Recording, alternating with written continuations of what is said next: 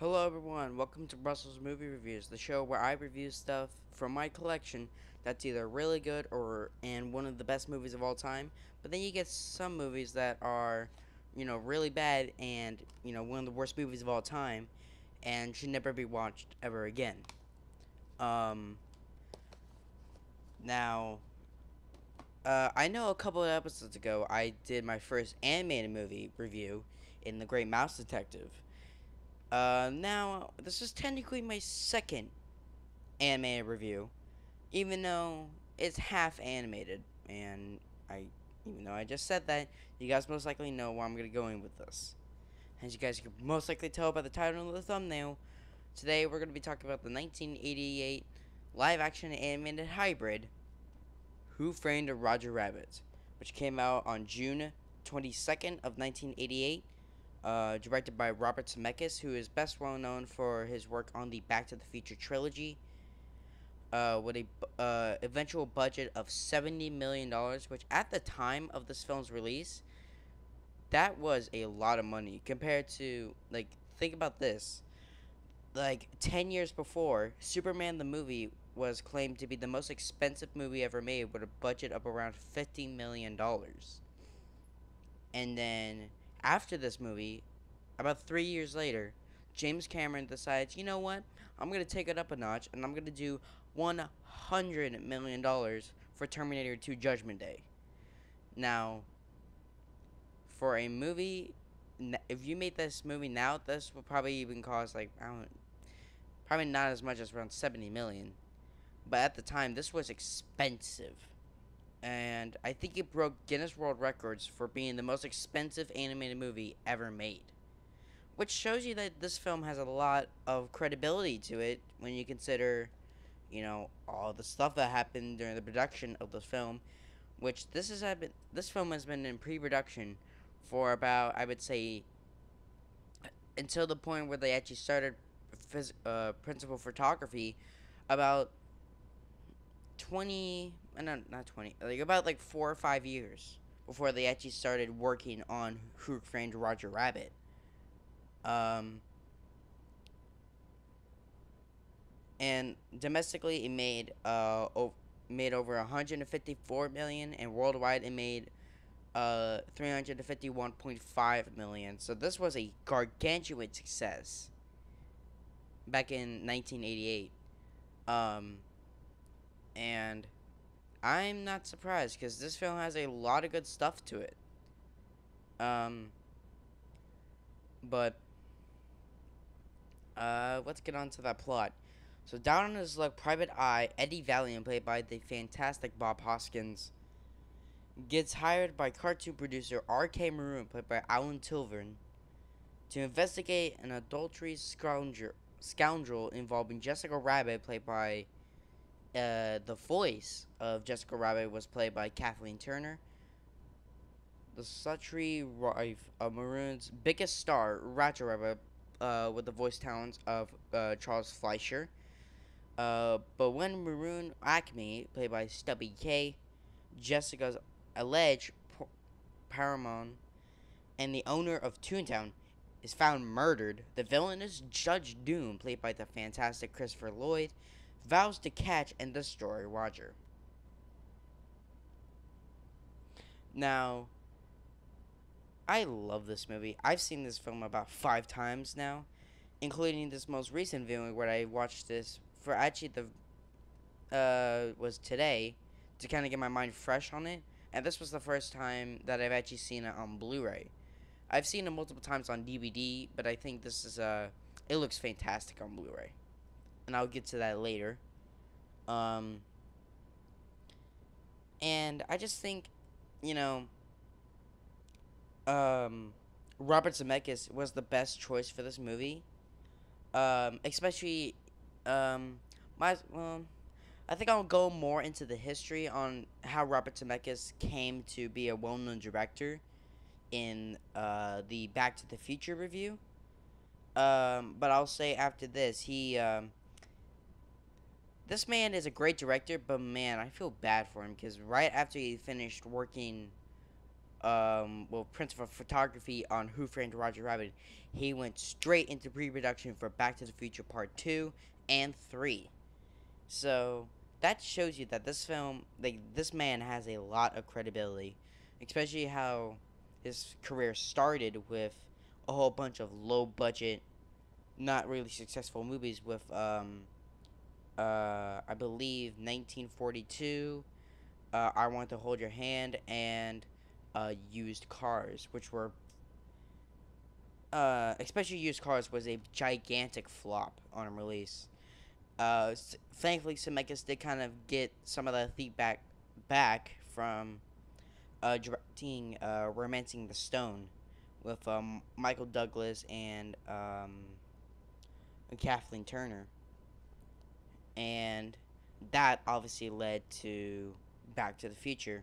I'll go, like I said, I'll go more into depth about the whole history in the like before Back to the Future in that review, but I will say that like I said earlier, he went straight from so he did Roger Rabbit right after Principal Photography, and while he was trying to edit back Roger Rabbit, he went straight on to doing pre-production for Back to the Future Part 2, and then right after that started ended filming and was in the editing room, he went on to go straight into directing Back to the Future Part 3, and then had a string of. I don't think he might have done some movies in the 90s, but he kind of came back in the early 2000s with the computer generated movies, especially what comes to my mind is the Polar Express and Mountain House, or Monster House, not Mountain House. Um, but yeah, let's get on to the cast before I start doubling a lot more about how Robert Zemeckis got up to this point. So we have the great late Bob Hoskins as Eddie Valiant, which the backstory that they give him in this movie is very dark. Especially how it leans on with the villain, which I will be talking about later. Um, and how like all the connections with him and stuff. It's like, wow, you actually was layering this thing so deep. Like, I don't know how you're able to do it, but you did it. Um, we have Christopher Lloyd as Judge Doom, who does basically a complete 180. He basically, I mean, yeah, I guess he kind of. So he went from a character actor to playing Cruz in Star Trek 3: The Search for Spock in 1984, and then a year later went on to do Doc Brown, the lovable scientist in Back to the Future. Then 3 years later did Judge Doom in Who Framed Roger Rabbit, and then in 1989 went back to playing Doc Brown for Back to the Future sequels, and then the rest is history. And then actually, I think a year after Back to the Future 3, he did Suburban Commando, which obviously spawned the I was frozen today meme, which I think is probably one of my favorite memes of all time. But I'm not here to talk about memes. I'm here to talk about, you know, Who Framed Roger Rabbit. We have Joanna Cassidy as Dor Dolores. I'm not sure how to say that name. Who's basically the girlfriend of Eddie Valiant. She only pops up like in a few scenes, but it's still she does she still does a great performance in this movie. Um, we have Alan Tilburn as R.K. Maroon, who is the CEO of Acme, no, not Acme, Maroon Cartoon Studios, who does the Roger Rabbit cartoons in the film. And isn't it kind of funny that they actually made cartoons on Roger Rabbit throughout, I believe, from 1989 to 91? In fact, I think they're actually back here. Um, well, actually, I didn't check the special features, but okay. So there was Tommy Trouble, which I believe. So that was in '89. Roller Coaster Rabbit. I know that one played after Dick Tracy in 1990, and then Trial Mix Up was in '91. Which actually, I'm gonna look that up really quickly. Okay, so I just looked it up, and so Tommy Trouble played before Honey I Shrunk the Kids in 1989.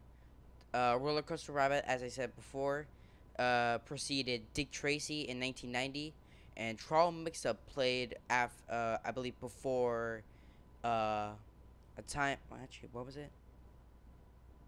Ran before Honey, I Shrunk the Kids in 1989. Roller Coaster Rabbit preceded Dick Tracy in 1990. And Trail Mix-Up played before A Far Off Place in 1993. That's what it was.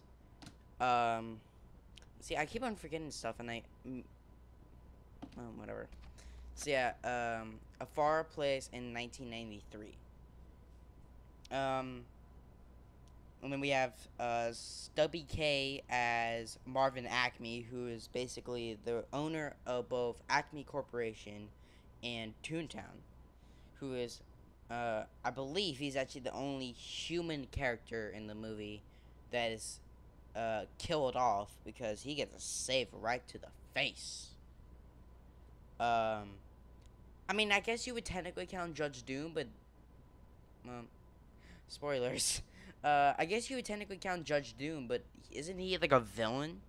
And no, well, he's the villain, but he's a toon with a human body and a human mask. So, yeah, Marvin Acme is the only human death in the whole movie. The rest of the deaths are toons. Um, and then we have Richard Lee Parnletier. I'm really sorry if I butchered that last name, as Lieutenant Santino. Who's basically the cop that says, like, that informs Eddie that Acme has been, killed off.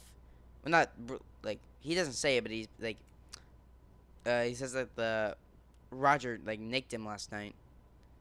And obviously it's not Roger Rabbit. Um, and then we have because since this is an anime movie, instead of calling them the cast for anime movies, I'm going to call them now voice talents, since they are technically voice actors. So for voice talent, we have Charles Fleischer as Roger Rabbit, and I believe he also plays Benny the Cab and one of the Weaslers. I'm not. Plays one of the henchmen in the movie. Yeah, and then he's great in the movie as Roger Rabbit and Benny the Cab. We also have three separate actresses for Jessica Rabbit. We have uh, Betsy Brantley as the real life Jessica Rabbit, because we have to get kind of like the sexy kind of movements um of Jessica, along with grabbing like shirts and stuff. They need a stand-in for that, like like grabbing like Eddie's tie, or like slapping him in the face. They need kind of um they they just need like someone to kind of trace over, and so they brought in Betsy Brantley as the real life Jessica Rabbit. We also have Amy Irving as the singing Jessica Rabbit, who who is Jessica when in the club scene when she sings that one song. That's Amy Irving. And then, like I said, in the plot synopsis, we have Kathleen Turner as the regular Jessica Rabbit voice, and I think all three of them do very well, especially Kathleen Turner, because she's like the main star.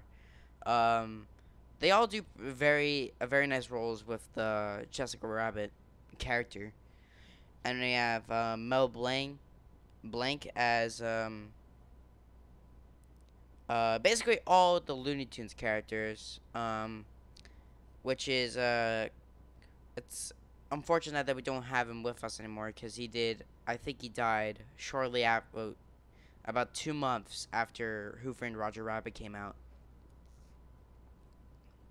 and I think this film is the perfect send off for Mel Blanc, who, like I said, did all of the Looney Tunes character voices.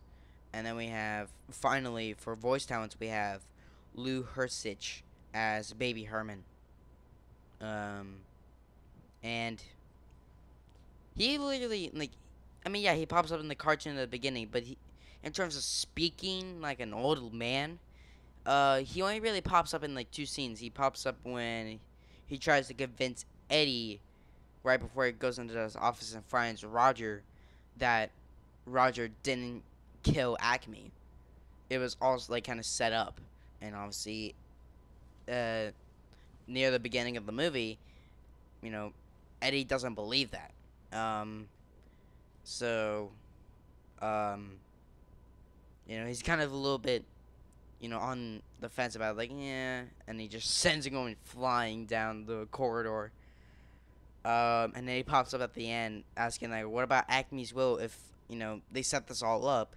It was, Judge Doom who killed Acme and R.K. Maroon. Where's the will at? Um, um, but yeah, I think, Lou Hersich as Baby Herman. I think he does fine. Um, and yeah, so that's basically it for the voice cast. Um, I will dedicate this movie to both Mel Blanc and Bob Hoskins, which I said in the Hook review we don't have anymore. Uh, you know, we don't we unfortunately did lose both um, Mel Blanc and Bob Hoskins. Um,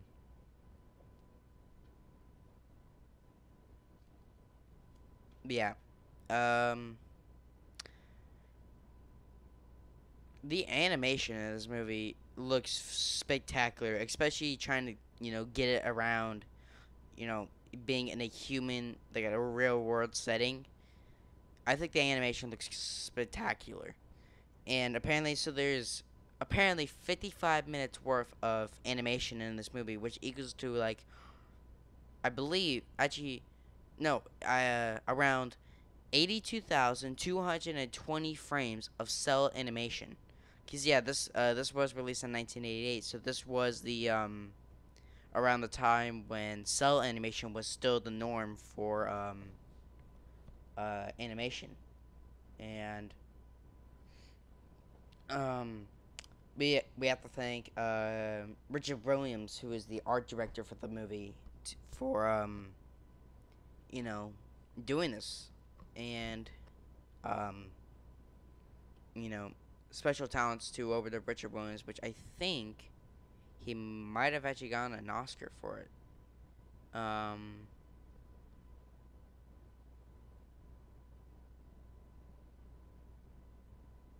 mm,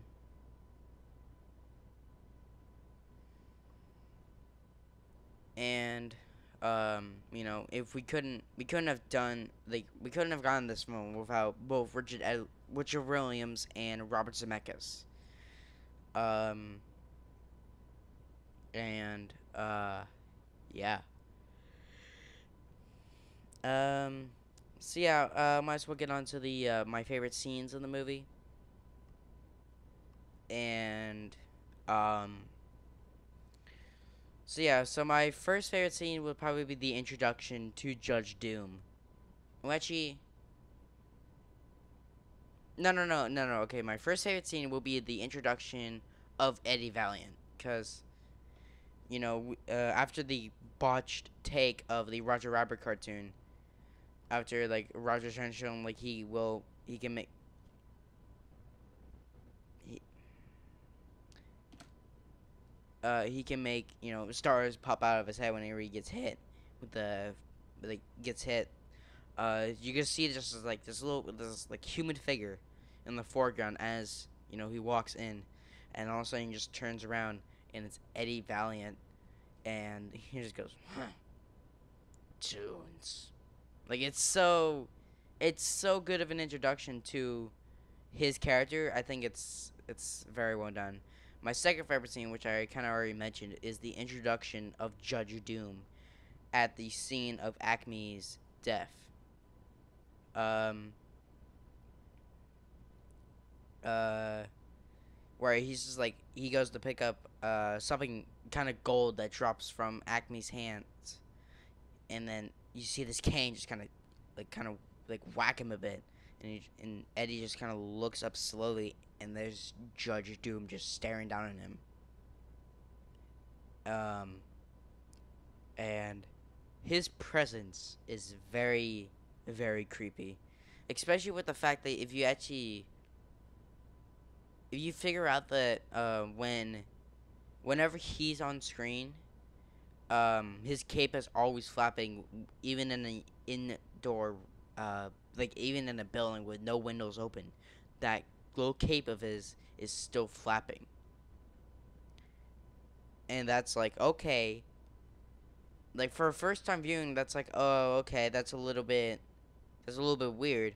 But when you watch it over and over again, that's like okay, I see what they were doing there. They're trying to handle a little foreshadowing. I see. Um, which will come into at the end of the movie. Um, my third favorite scene will probably have to be um when uh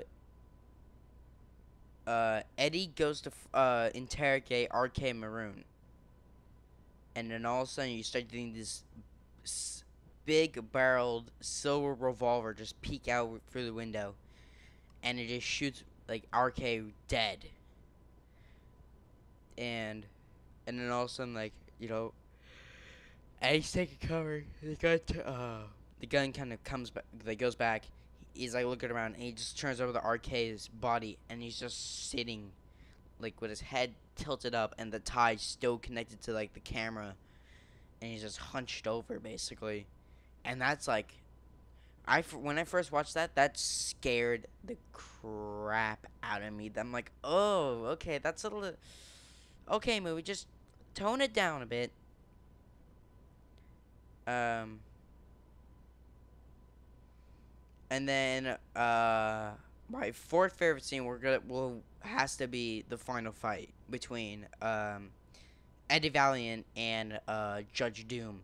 Just the whole sequence from when um the cane that the Doom has, he takes like the the ball part at the top, and he takes it out and it becomes a sword, and Eddie tries to pick up a sword that he sees in like a little crate, and he takes it out, and it's a singing sword. That you can literally see it on the box. It says singing sword. I don't know how Eddie think he was gonna fight him with a singing sword and just not saw the sign, but he takes it out and just starts singing.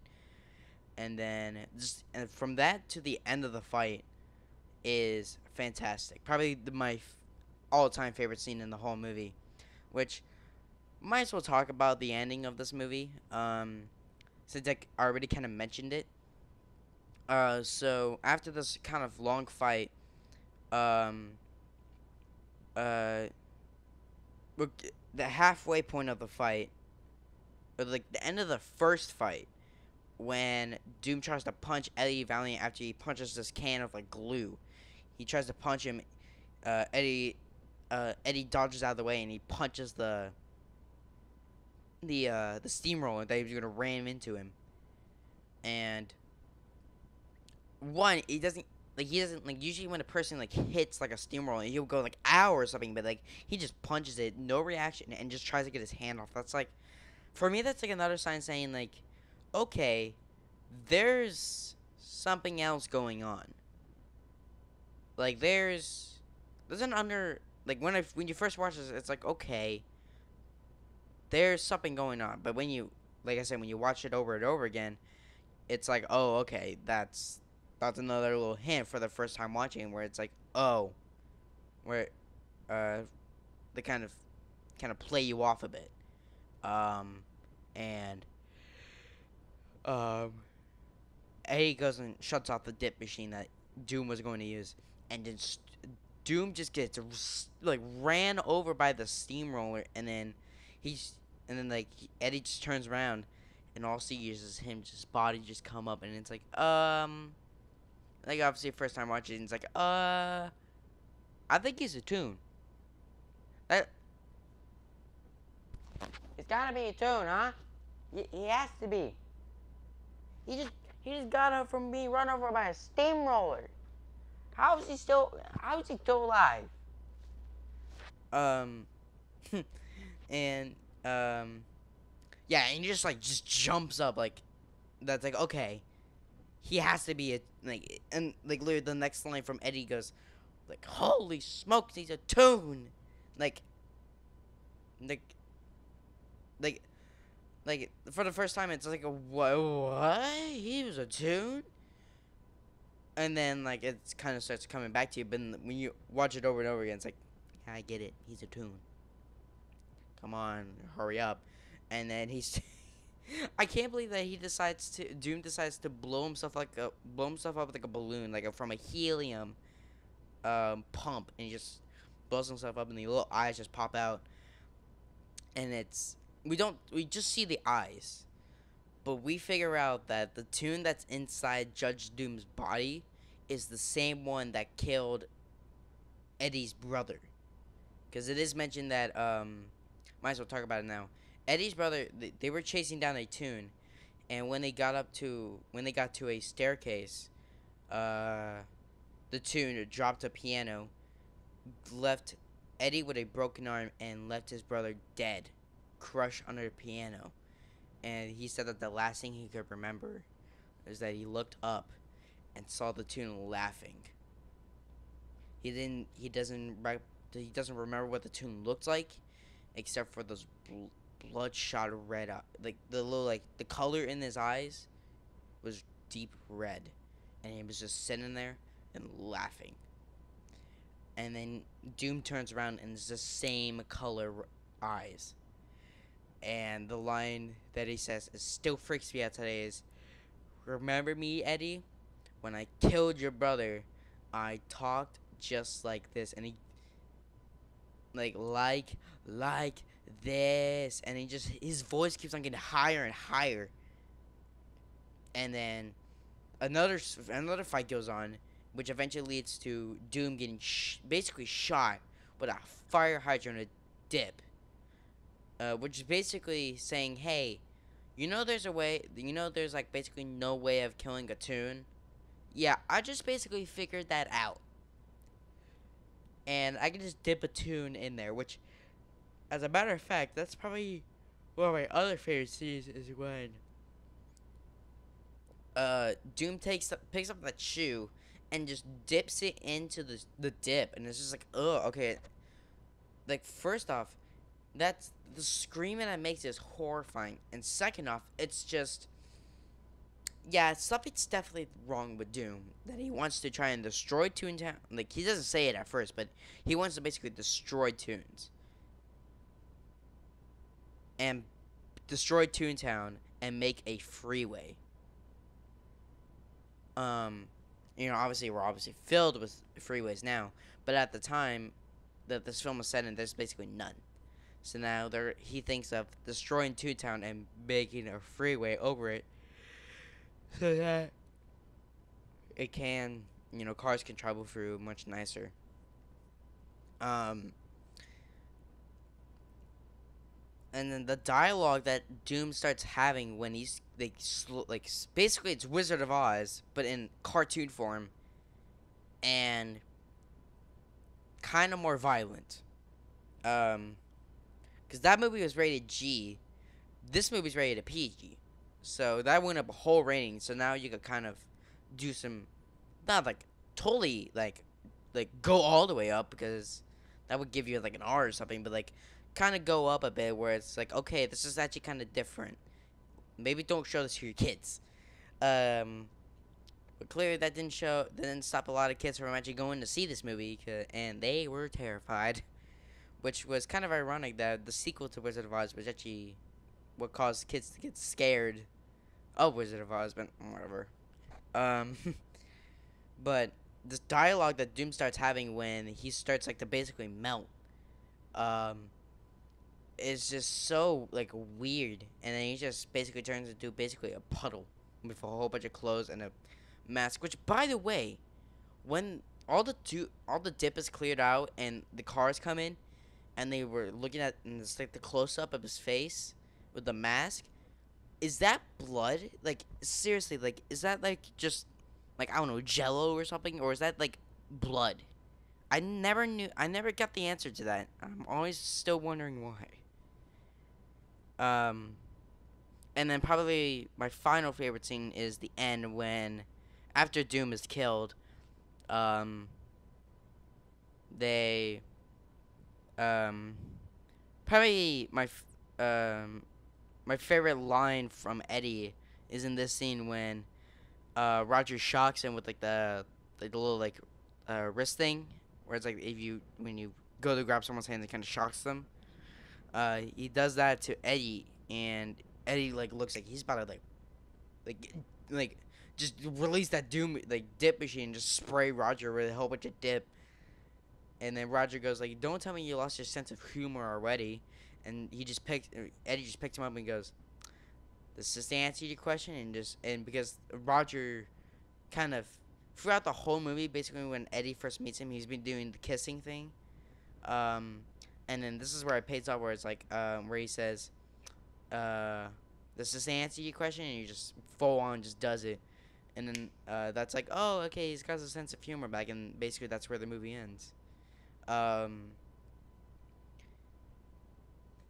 um, so might as well mention my fun fact, which mostly everyone knows, but basically for the two people who haven't seen this movie or seen any clips from it, did you know that this movie is the only time where Mickey Mouse and Bugs Bunny are seen side by side? So yeah, this is the only movie in film history or in the animation history where both Mickey Mouse and Roger Rabbit are basically side by side, and that's in the scene where Eddie's falling down and he finds both Mickey and I almost said Roger, Mickey and Bugs in 210 after his falling, and Bugs gives him the spare tire, and he just you just hear Bugs go, "Yeah, ain't that a stinker?" It's very funny, you know that's like the Looney Tunes kind of humor that I enjoy. Um, and then I want to talk about the music, which is not only it's my first Robert Zemeckis movie, it's actually my first Alan Silvestri movie because this film was composed by Alan Silvestri, who did the Back to the Future trilogy, and will go on to later do I believe Judge Doom. I mean not Judge Doom, Judge Dredd in 1995, Eraser in 1996, and then I believe Captain America: the First Avenger in 2011. Um, and I have heard that Alan Silvestri, the theme for Eraser was later on to use kind of in um like not exactly, but the kind of theme is still in there from Eraser and was carried on to Captain America: The First Avenger, which I found it was pretty funny. Um, but yeah, I think the score for this movie is fantastic. It's if which I believe actually Entrada Records did release a remastered 2 CD soundtrack recently, and I do kind of want to pick that up because that score is amazing, and I feel like everyone should check it out. I believe it's still on Entrada for about like maybe $30. So if you ever get the money or chance to buy it, go and do so because I think the score is amazing. Um,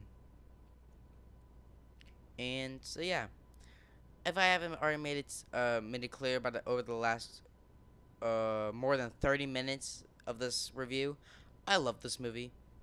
Um, watching it again for this review in the one of first time on Blu-ray I've seen it.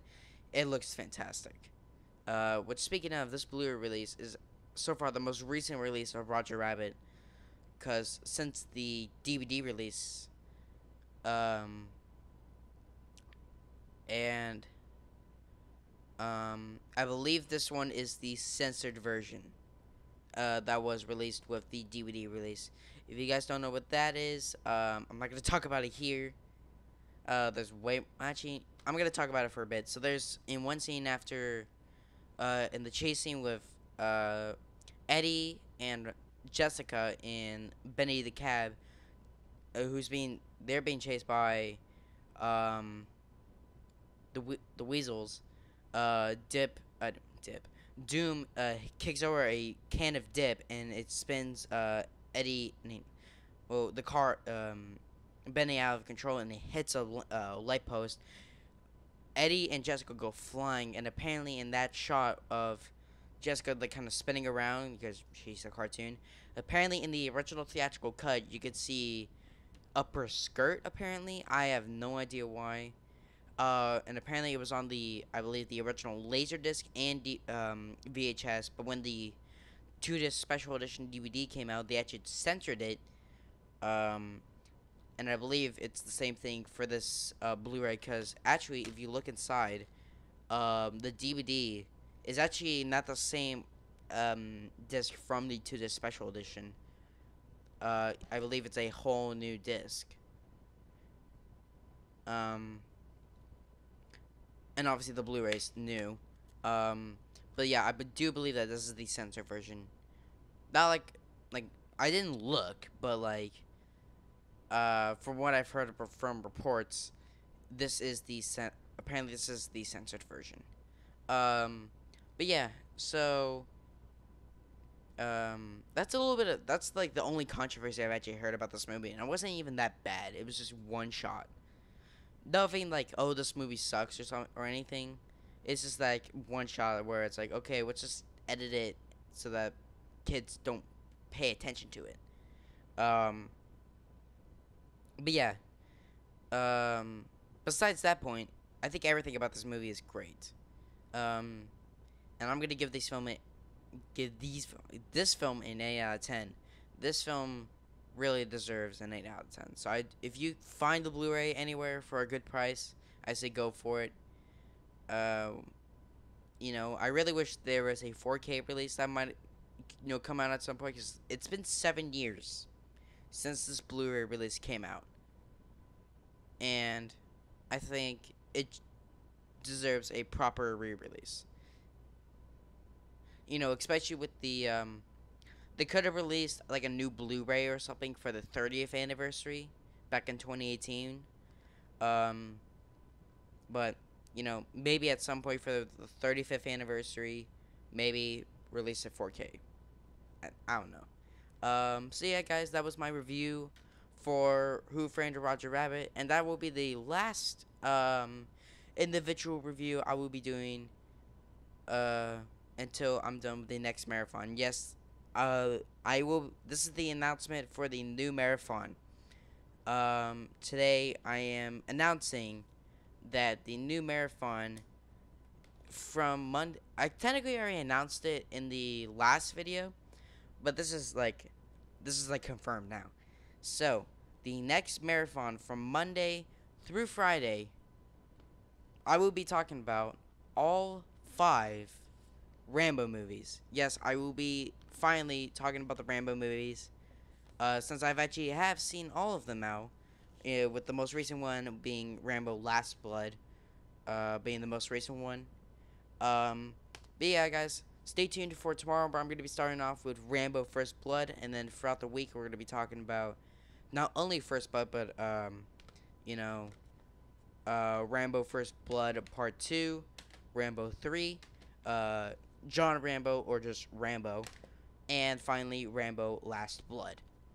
So anyway, guys, hope you guys enjoyed this video, and stay tuned for tomorrow where we're gonna be talking about we're gonna be starting the gotta get the piles stacked up. We're gonna be talking about the first Rambo movie in First Blood. So yeah, guys, Hope you guys enjoyed this video, and stay tuned for tomorrow. We're going to be talking about First Blood. Live long and prosper. Out.